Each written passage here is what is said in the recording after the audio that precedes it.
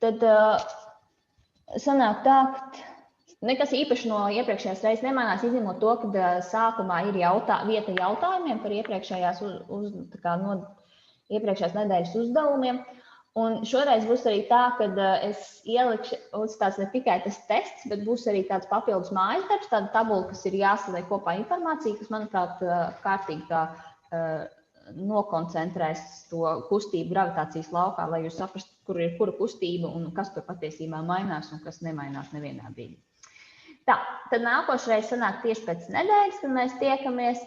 Visas saites un paraules un visi meeting ID, visi ir tie paši, tā kā jūs to varat mierīgi izmantot un negaidīt, kamēr es atsūtu, jo tad es aizmirstu un pēdējā brīdī to izdaru.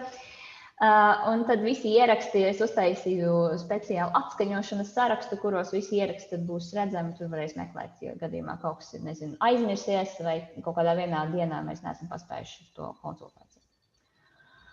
Labi, tad šodien es gribētu darīt tā, ka šobrīd tie sasniedzamie rezultāti ir uz tāfeles, un es domāju, ka mēs varētu iziet pamata lietām kopīgi cauri, un tad es uzdotu nedaudz tādu lielāku darbu, kas ir patstāvīgais, bet viņš nav sarežģīts. Viņš vienkārši varētu aizņemt laiku. Es vismaz ceru, ka viņš nav tik sarežģīts.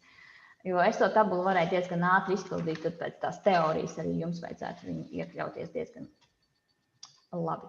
Tad, principā, par kustību dažādiem virzieniem un galvenokārt par kustību gravitācijas laukā un kā tas gravitācijas lauks ietekmē bremzē vai pātrina kustību atšķirībā no tā, kādā virzienā viņa notiek. Tad, ja mēs runājam par kustības raksturu, tad kustība var būt dažāda. Iepriekš mēs skatījāmies kustību kā vienmērīgu vai pātrinātu kustību, tad šeit mēs varam vienkārši skatīties uz viņu kā uz virzienu. Un tie kustības raksturi, kur te ir uzskaitīti, ir arī kaut kādi mazas ilustrācijas blakus, jo, piemēram, visi tie, kas ir vertikāli sviedieni, augšup lejup, horizontāls sviediens un slīpes sviediens, respektīvi visi sviedieni, viņi patiesībā ir ļoti līdzīgi. Un tad, kad mēs sākam ar vienu sviedienu, piemēram, sviedienu lejup, un tad mēs pārējām uz citiem sviedieniem, tad mēs varam izmantot tās zināšanas, kuras mēs ieguvām iepriekš, tās formulas un to domāšanas veidu un vienkārši pielikt klāt to papildus kustību. Jo iepriekš mēs skatījāmies, kustība bija tāda vienkārša, tad šajā gadījumā kustība būs salikta. Viņa sastāvēs no vairākām it kā kustībām vienlaicīgi. Un tad tā otra daļa ir par to riņķa līniju. To es vienkārši pieliku klāt. Tas it kā drusku izkrīt ārā no kustības gravitācijas laukā, bet tā kā viņai arī ir cits virziens, kas nav vienvirziens vai taisnvirziens vai kaut kāds X vai Y ases virzienā un viss, tad es pielieku klāt arī to riņķīti, kas te mums ir blakus. Un tad mēs darīsim tā, ka iesim atsevišķi, sāksim ar brīvo kritienu, izrunāsim to, tad pastīsimies, kā horizontālā virzienā mēs varam salikt to informāciju jau iekšā un paskatīties kaut ko klāt, un tad es parādīšu to tabulu, kuru es gribētu, lai jūs izpildat. Respektīvi, mums ir kaut kāds uzdevums, ja kāds uzdevums, šis ir par brīvo kritienu, un pirmais, vissvarīgākais ir tas nulles punkts, respektīvi pie sevis vai kaut kur pierakstot, mēģināt izdomāt par to, kāds būs kustības raksturs, respektīvi viņi būs vienmērīgi pātrināti, palielināti, kādas formulas tad mēs varam izmantot no tā, zinot, kāds tas ir kustības raksturs, vienkārši visas, kas mums nāk galvā, kuras mēs iepriekšējā reizē skatījāmies. Un tad vēl padomāt, ka ir kaut kādi lielumi, kurus mēs zinām, kuri vienkārši ir, bet kuri nav minēti tekstā. Tas ir tas, ko es gribētu, lai jūs katrs pie sevis padomājat kādu minūti vai divas. Tie, kas jau tiek tālāk un saprot, kā mēs varam aprēķināt abus divus prasītos, jūs varat rēķināt tālāk. Bet pirmais ir, es gribētu, lai jūs atcaucat atmiņā to un katrs pie sevis pierakstam vai padomājam par tiem nulles punkta lielumiem, lai pakustinātu smadzeni un liktu tad tām domām raisīties un veidot savienojumus jaunus.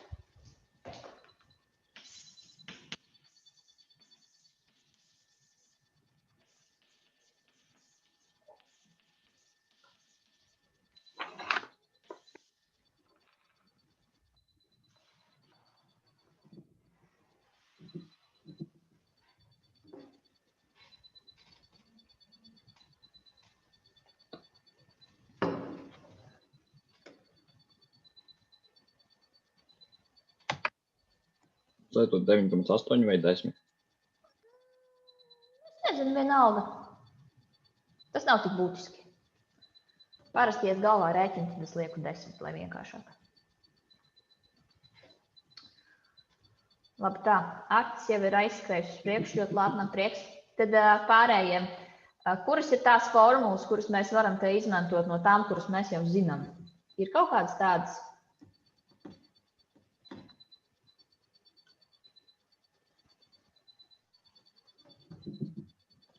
Var to koordinātus izmantot, atmetot to, ka domāju. Jā, koordinātas vienādojumā mēs dabūjam ceļu.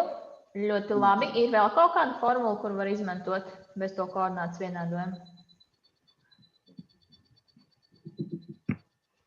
Var pa ātrumiem formulu izmantot, lai noskaidrotu to ātrumu nokrišanas brīdī, ja mēs izrēķinām laiku. Labi, jā. Super. Labi, tā. Tieši tas, ko es arī gribēju no jums dzirdēt, respektīvi, te ir tas, ko mēs iepriekš ar Kristapu runājām par to, ka koordinātas vienādojumu var pārveidot tā, lai es varu aprēķināt viņam ceļu. Tas ir viens vienādojums, un tas, ko Kristaps tikko teica par pātrinājumu formulu. Es varu pātrinājumu formulu izteikt tā, lai man priekšā ir ātrums, un tad es varu izrēķināt ātrumu jebkurā kustības brīdī. Labi, tad, piemēram, tajā, tas ir pirmais, lai varētu izrēķināt, cik ilgi viņš krīt. Man vairāk zināmu ir šajā formulā. Piemēram, vai man ir dots, kāds man ir ceļš, cik ilgi, cik tālu tas akmens kustās? Jā. Jā, kas ir ceļš šajā gadījumā? 45 metri. Jā, augstums ir tas pats, kas ceļš, ļoti labi. Vai es zinu, kāds ir sākuma ātrums? Es pieņemu, ka 0. Jā, tagad mēs runājam par brīvo kritienu, tad visi vienmēr sākuma ātrums ir 0. Restīvi, man tā formula paliek ļoti vienkārša. Šis sareizinājums man vienkārši iet ārā, un man ir H, ir AT kvadrātā dalīts ar 2. Kāds man ir pātrinājums brīvajā kritienā? 10. Jā, 9,81 vai 10 metri sekundē kvadrātā. Restīvi, brīvās krišanas pātrinājums, kuru apzīmē ar mazo burtu G. Nu, lūk, un tad, kad es saprotu to, ka man tā pati formula, un es viņu varu izmantot vienkārši zinot to, ka brīvajā kritienā sākuma ātrums ir 0, un pātrinājums man vienmēr ir dots, jo ir mazais burts G, kas ir konstanti, kas ir aptuveni tie 10 metri sekundē kvadrātā, tad es no tās formulas varu izteikt ārā laiku. Un, ja es izsaku ārā laiku, tad man tā formula izskatās sekojoši.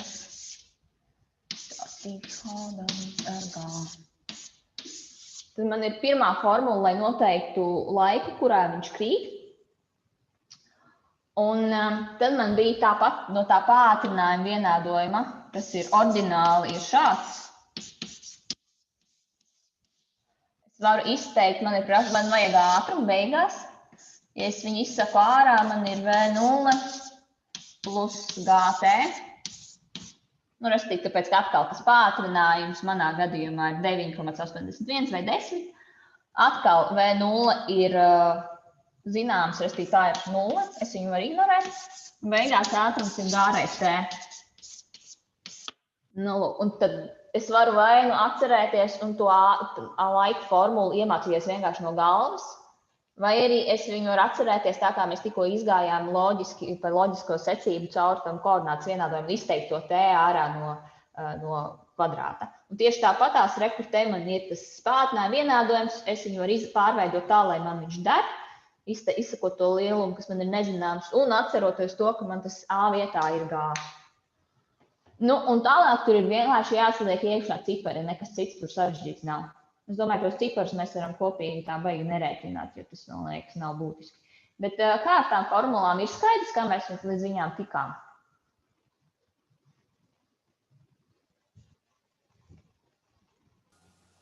Jā. Jā, ļoti labi. Tātad tas ir tas, kādā veidā ir jāskatās uz uzdevumiem. Jo uzdevumos ļoti bieži, tīpaši eksāmena tipu uzdevumos, ļoti bieži būs tā, ka ir daudz lietas, ko viņi pieņem, ka tev ir jāzina, un tikai tad tu varēsi izrēķināt uzdevumu. Respektīvi, šeit ir tas, ka par to, kad ir jāzina, ka V0 ir sākuma ātrums vienmēr ir 0, un kad A, jeb pātrinājums mums ir mazais G, kas ir brīvās skrišanas pātrinājums. Nu labi, tad mēs zinām, kā mēs varam aprēķināt laiku, kā mēs varam aprēķināt ātrumu. Un, te man balsojamais jautājums. Pasakiet tagad atbildi šo lūdzu.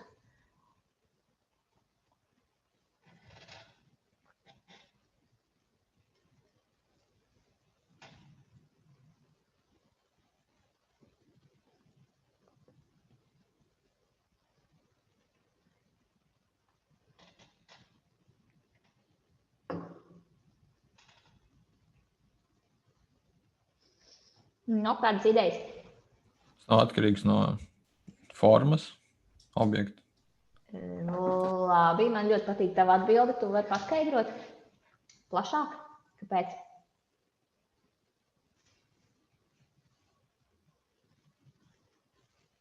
Gaisa pretestība? Jā, gaisa pretestība. Labi, tad es pilnīgi piekrītu no formas, ļoti atkarīgs. Bet vai ir atkarīgs no masas?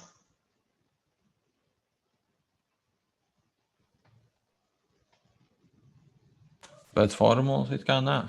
Pēc formulas it kā nē, jā. Jā. Tad, kad mēs runājam, jāskatās jums, kāda jums eksāmenā ir tas jautājums, jo tur var būt triki. Ja ir jautājums rakstīts brīvajā kritienā, tad viss vienkārši ignorē vispār jebkādu gaisa pretestību, tad viss točni ir tā kā pēc formulas. Laiks ir atkarīgs tikai vienīgi no augstuma un no brīvās skrišanas pātrinājuma. Tad var būt atšķirības, piemēram, metot, uz Zemes un uz Mēnesi. Jo mainās brīvās skrišanas pātrinājums. Bet varbūt tā, tas saucās, tas ir vertikāls sviediens leju, respektīvi it kā tas pats, tā pati ideja nevis ar spēku sviežot uz leju, bet aplaižot, bet tad vertikālā sviedienā uz leju tas tiek uztverts, ka tas ir tepat mūsu gaisā. Un ir tā, ka pēc tās formas ir ļoti atkarīgs par to, kā kritīs ķermeņi. Jo ķermenim ir arī piemīt tas saucamais, es nezinu, kā viņš ir latviski, ir angliski terminal velocity, respektīvi lielākais ātrums, ko viņš vispār var sasniegt. Un tāpēc, kad ir šis ātrums, ir kaut kādā vienā brīdī brīvajā kritienā no sākuma, tad aug, pieaug pātrinājums visu laiku viens pats, bet pieaug visu laiku ātrums, bet vienā brīdī ķermenis sasniedz to savu maksimālo ātrumu, cik viņš vispār ātri var kustēties. Un tajā brīdī notiek krišana, kas ir vienmērīga, jo tas ātrums nemainās. Bet uz Zemes ļoti bieži nevar pierādīt šo piemēru, kas bija to Pizas torni, kad krītot divi ķermeņi ar dažādām masām, ka viņi nokrīt vienādi. Tieši tā iemesla dēļ, ka tā forma atšķirās, un tā forma ir tas, kas nosaka, kurš ķermenis ātrāk sasniegs savu to maksimālo ātrumu. Un tad varbūt tā, piemēram, ka forma ķermenim, kas ir smagāks, piemēram, varētu būt tāda kompaktāka. Un tajā gadījumā ir tā, ka tas ķermenis, abi divi viņi krīt, abi divi pieaug ātrums vienlaicīgi, bet, piemēram, tai kompaktākai formai, tam ķermenim vēlāk iestājas tas maksimālais ātrums. Līdz ar to viņš ir tā kā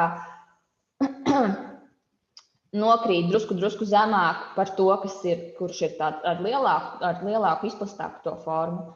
Un tāpēc var būt tā, ka izskatās, ka vienkārši tas ķermenis, kas ir lielāks, smagāks un kompaktāks, krīt ātrāk, jo viņš ātrāk sasniedz to savu maksimālo ātrumu, pēc kura viņš sāk krist vienmērīgi.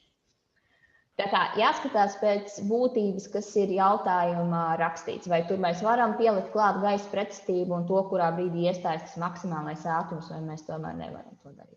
Bet jā. Nebija tas eksperiments uz Mēnesi, kur viņi nometa spalvu un āmuru un viņi nokrita vienlaicīgi? Jā, un tur ir tieši par to ir tas, ka tā kā uz Mēnesi un arī te uz Zemes var radīt vakuuma apstākļus, kurā nav gaisa daļiņas, kas neveic to bremzēšanas funkciju.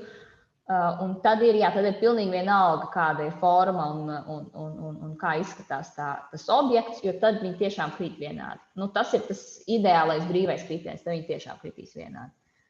Bet tai spalvai ir viņai tā forma ir speciāla. Spalva vispār domāta, lai lidotu, tāpēc viņai ir ļoti liela, viņai ir jābūt ļoti lielai pretestībai pret gaisu, lai putns vispār var pacelties un manevrēt, ka viņš ir lidojumā. Jā, bet tā ir. Labi, tā, abi divi. Tā, un tagad es gribu parādīt to tabulu.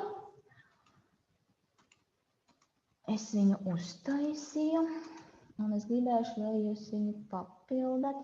Tā, tūlīt. Tā, viņa ir pieejama te, kas ir otrais mājas darbs rakstura lieluma kustība gravitācijas laukā. Un kāda ir tā ideja tai tabulē? Es gribu, te ir visas tās kustības, kuras mēs šodien runāsim. Mēs iesākām runāt par to vertikālo spiedienu leju, respektīvi, tas ir, ja brīvais kritiens ir bez gaisa pretestības, tad tas vertikālais spiediens leju parasti tiek uzskatīts, ka ir ar gaisa pretestību, bet tāpatās tās formulas viņiem principā ir vienas un tās pašas, jo vidusskolas līmenī gaisa pretestību iekļaut iekšā formulā ar parasto matemātiku, tur tas nav iespējams, tur nepieciešama augstākā matemātika. Nu, un kāda ir tās tabulas jēga? Es gribētu, tur būs arī tajā pašā Dropboxā ir teorijas materiāli un konspekti dažādi, ko es pieliku klāt, lai jūs paņemat un izanalizējat katru no tām kustībām un pieliekat klāt to informāciju, kas te ir dota, kas ir prasīta, jo tad jūs redzēsiet to, ka tās formulas, viņas patiesībā atkārtojās visu laiku, tā viena un tā pati formula atkārtojas, bet, piemēram, mainās zīmes. Jo, ja es kaut ko, piemēram, sviežu uz augšu, tad tajā kustībā, kas ir uz augšu, man brīvās krišanas pātrinājums būs ar mīnus zīmi, jo viņš bremzē šo kustību. Un tad, piemēram, kad viņš jau krīt uz leju, tajā brīdī man, protams, brīvās krišanas pātrinājums ir plusa zīme, jo viņš to kustību pātrina un tā kā veido to ātrumu tādā veidā.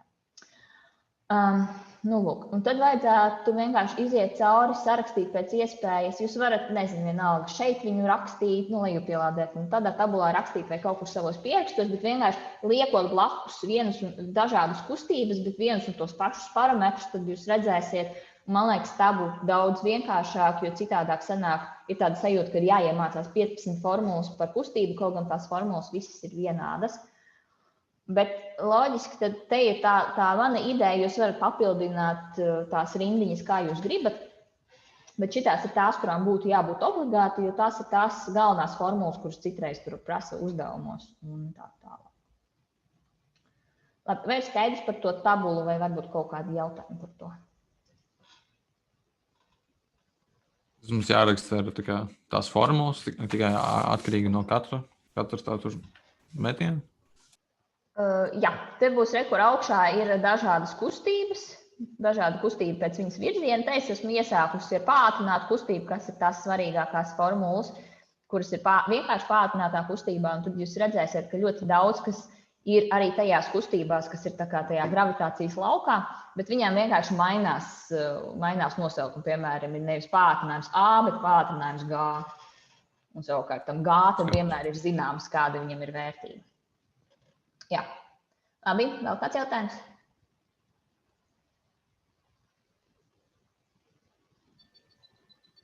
Kāds bija links? Tas ir tajā pašā Dropbox mapē, ka mums visa fizika atrodas. Tur es ierakstīšu. Čatiņā.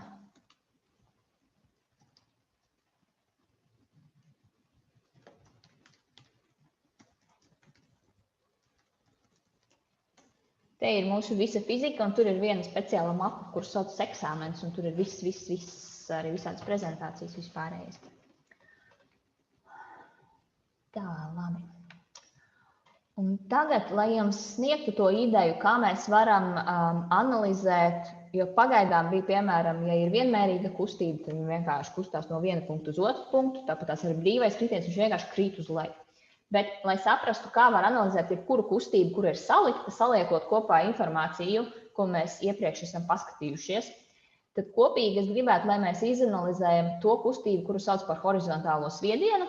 Respektīvi, tad jums pašiem būs jāizpilda beigās tikai, nezinu, cik tas sanāk, 3 vai 4 tās kolonnas, pašiem ar saviem spēkiem.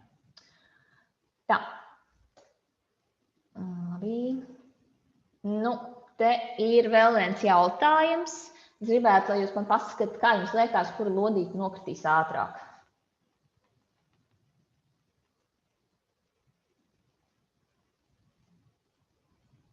Tā, kur ir taisni uz leju? Vienādā laikā. Kāpēc piemēram, tev Arti liekas, ka vienādā laikā? Tāpēc, ka tas ir kustība ir divās dažādās dimensijās. Un tas, vai viņš kustas priekš vai nemaina to, cik ātri gravitācija ietekmē. Ideāli, paldies tev. Jā, tas ir tieši tas, ko es gribēju jums parādīt ar to ideju, kad kustība var būt salikta, respektīvi kustība var notikt Y-as virzienā un X-as virzienā. Un tas ir tas, kas ir horizontālais sviediens. Jo patiesībā horizontālā sviedienā ir pilnīgi vienalga tieši tas, ko Artis teica, vai es pa taisno to lodīti metu lejā, vai es viņu, piemēram, drusku tā kā pariko pa galdu, un tad viņa nokrīt tā. Un līdz ar to tā trajektorija tāda tā kā nedaudz ielieta. Kur te ir viens gitiņš par to, kā tas izskatās. Un tad mēs arī tieši tā arī to kustību skatīsimies, kad ir viens virziens, kas ir Y-as virziens, un viens virziens, kas ir X-as virziens. Un no divām kustībām, no Y un no X, sastāv tā kopējā kustība, ko sauc par horizontālo sviedienu. Nu, lūk, te ir arī viens tāds ilustratīvais attēls, uz kuru mēs mēģināsim kopā iemācīties to, kā tas izskatās un pierādīt. Jo tātad šis ir, to sauc par stroboskopisko attēlu, respektīvi starp divām lodītēm, vienalga, cik tālu viņi viena no otra attālās, bet no divām tuvākajām, ir pagājis viens un tas pats laika sprīdis. Un tā kā ir pagājis viens un tas pats laika sprīdis, tad to attālumu starpību patiesībā ietekmē nevis tas, cik daudz laika ir pagājis, bet cik lielu attālumu tā lodīte ir kritusi vai kustējusies.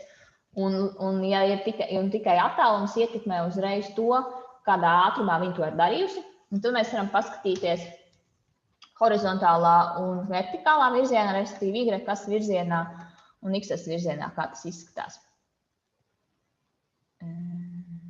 Tā. Reku, piemēram, ja es izskaitu, cik man sanāk starp divām lodītām, piemēram, pašā sākumā, man te ir 0,45. Jā, 0,45, piemēram, metri.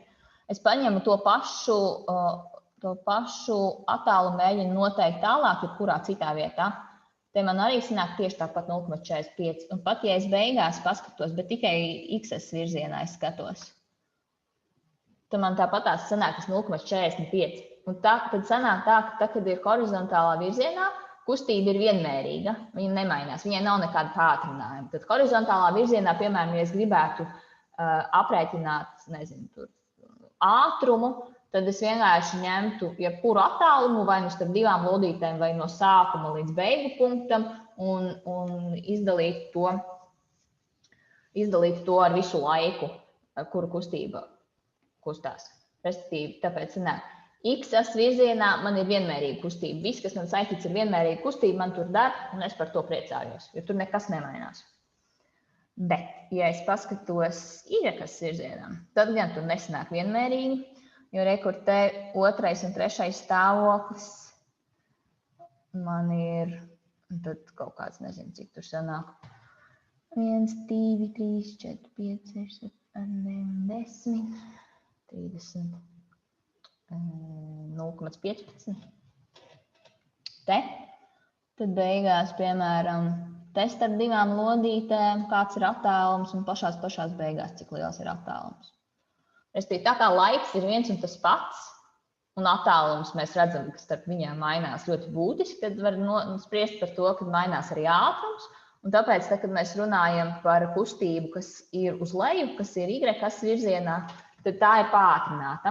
Un tā Y-as virzienā ir tieši tas, ko mēs tikko skatījāmies, kas ir tas brīvais kritiens, jebšu citās vietās ir citreiz arī vienkārši viņus miedarbībā saka, ka tas ir tas vertikālais sviediens leju. Un to nozīmē tā saliktā kustība, jo vienā virzienā man ir viena veida kustība un vienas formulas man derēs, un otrā virzienā man ir cita veida kustība un citas formulas man derēs. Tā, un kā tas varētu izskatīties tālāk? Tātad, ņemot vērā, ko es tikko pateicu, tad man ir kaut kādi pieraksti. Jā, no sākuma, lai mēs arī visu saprastu, tajā brīdī, kad laiks ir 0, kāds mums varētu būt sākuma ātrums šeit?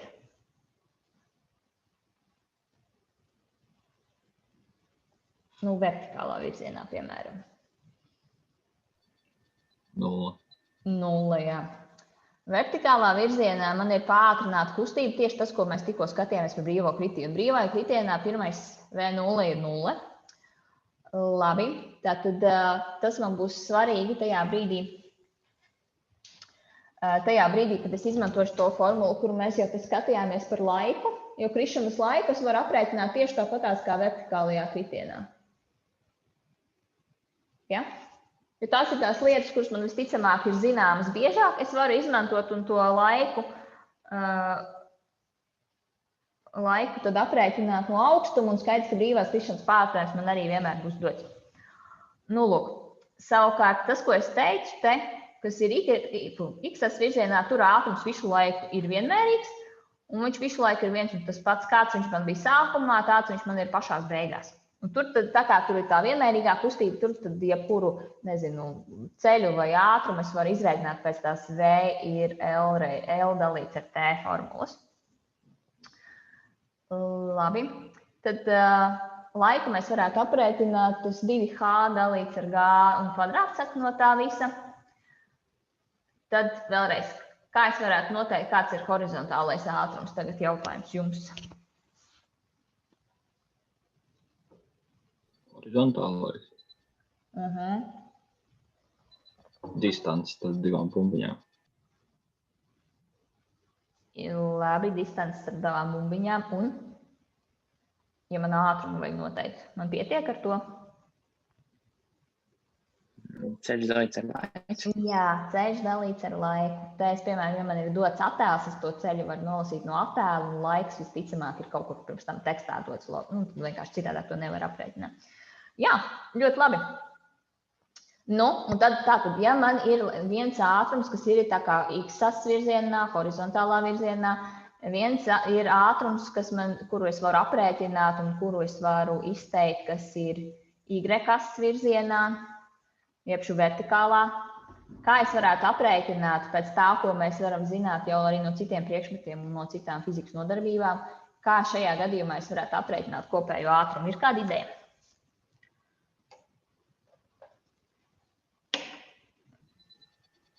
Vektors.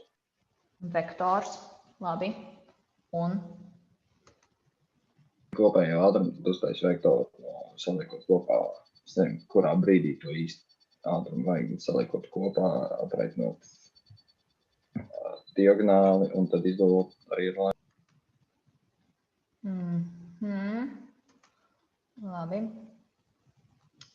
Tā, tad es te iezīmēju ar divām krāsiņām, drusku šķīvi gan. Iezīmēju divus ātrumus. Viens man te ir tas horizontālais ātrums, viens man ir tas vertikālais ātrums. Nē, es labāk pārzīmēšu, lai ir saprotama. Ja tad tā viena šī, piemēram, lodīte, viņa kustās horizontālā virzienā ar vienu ātrumu, vertikālā virzienā ar citu ātrumu, un tas, ko tu teici, un tas, ko es iepriekšējā reizē teicu, ka tikko mēs ieraugam kaut kādu figūru, mēs paņemam un